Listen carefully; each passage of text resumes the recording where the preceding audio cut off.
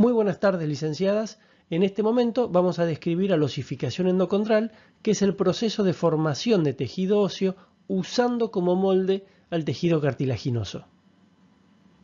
Bueno, espero que se hayan despejado lo suficiente, que ya estén concentrados de nuevo, y ahora vamos a arrancar con el tema del proceso de osificación. Por definición, la osificación es un proceso celular metabólico complejo. Esto significa que involucra varios tejidos y varios aparatos y sistemas. Para que tengan una idea, involucra tejido mesenquimático, tejido cartilaginoso y hialino, aparato cardiovascular, sistema endocrino, sistema nervioso, y lo que busca es formar tejido óseo. O sea que uno, con la osificación, va a buscar producir tejido óseo usando como molde tejido mesenquimático o cartílago hialino embrionario.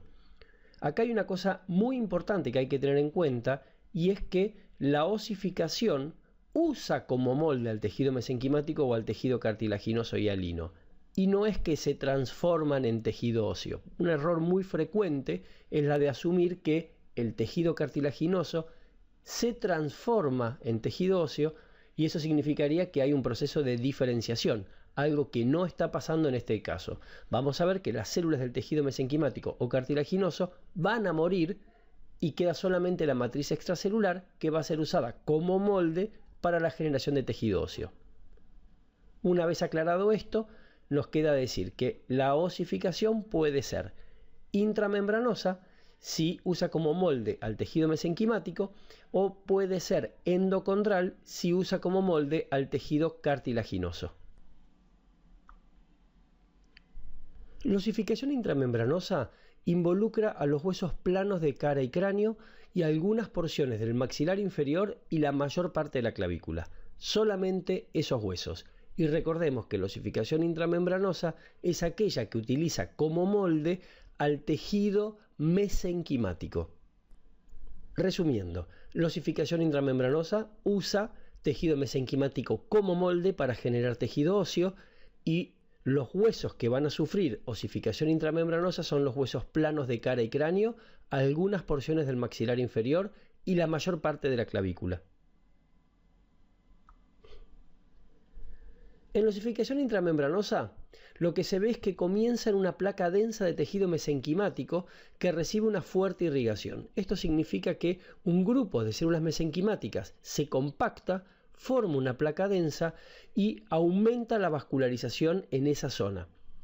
Las células mesenquimáticas periféricas comienzan a diferenciarse a osteoblastos y comienzan a sintetizar una matriz llamada matriz osteoide. Esta matriz osteoide se llama así porque justamente no está calcificada. Vamos a ver más adelante que la diferencia entre matriz osteoide y matriz ósea es justamente la presencia de calcio en la matriz extracelular.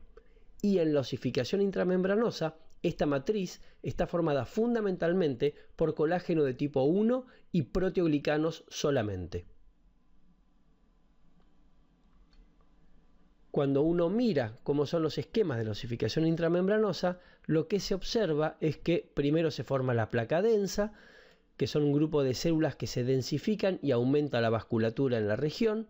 Después vamos a ver que aparecen células periféricas que comienzan a diferenciarse a osteoblastos y comienzan a sintetizar una matriz osteoide muy rica en colágeno y proteoglicanos. Después esa matriz osteoide se va a mineralizar, dando lugar a todos los componentes óseos del tejido óseo. Y después, en la fase final o fase de remodelado, ya queda constituido el tejido óseo compacto y esponjoso correspondientes a cada uno de estos huesos. La verdad que la osificación intramembranosa es un tema menor dentro del temario del proceso de osificación, porque el gold standard va a ser siempre la osificación endocondral. La osificación endocondral es aquella que, como dijimos previamente, es la que usa un molde de tejido cartilaginoso hialino embrionario para dar lugar al tejido óseo. ¿Quiénes son los huesos que hacen osificación endocondral? Todo el resto de huesos que no hizo osificación intramembranosa. Por eso siempre decimos que sepan cuáles son los que hacen osificación intramembranosa, que son muy pocos, y después todo el resto hace osificación endocondral. Siempre cuando uno describe el proceso de osificación endocondral, lo hace desde los huesos largos porque son los más fáciles de describir y son los que forman las llamadas placas metafisarias. Y cuando se observa el proceso de osificación endocondral, lo que se ve es que hay dos grandes eventos. El primer gran evento es la formación de un centro de osificación primario, y una vez que se formó el centro de osificación primario, se producen los centros de osificación secundarios. El primario va a ser a nivel diafisario y los secundarios a nivel epifisarios.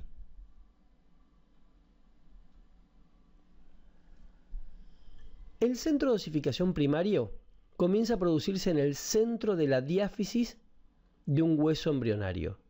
Supongamos este hueso que está formado plenamente por tejido cartilaginoso hialino embrionario y que tiene una cobertura externa de pericondrio. Lo primero que se ve es que a nivel de la diáfisis el pericondrio se diferencia a periósteo.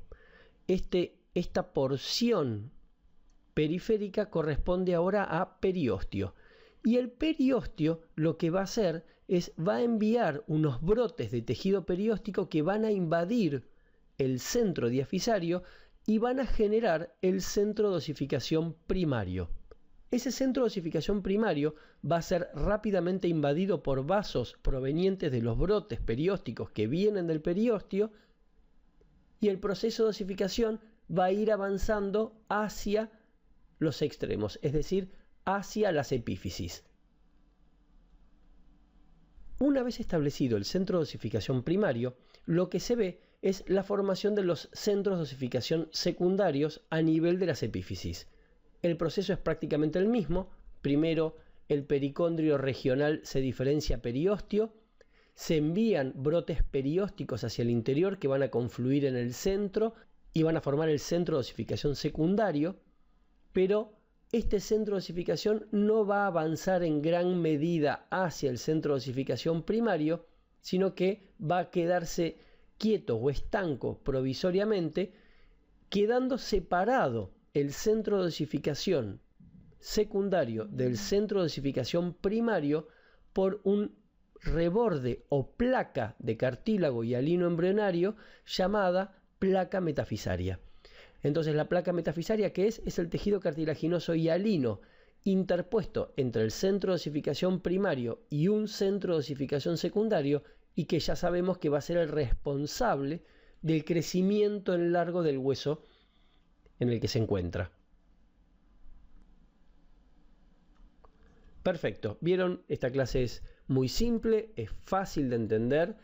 Cuando nosotros describamos bien en detalle el preparado de osificación endocondral, vamos a ver muchas más imágenes, vamos a describir mucho más este proceso metabólico complejo, pero lo que a mí me interesaba en este momento era que comprendamos cómo era el proceso de osificación y cómo es que arrancaban los procesos en los distintos huesos del cuerpo. Nos estamos viendo en la próxima clase. Hasta luego.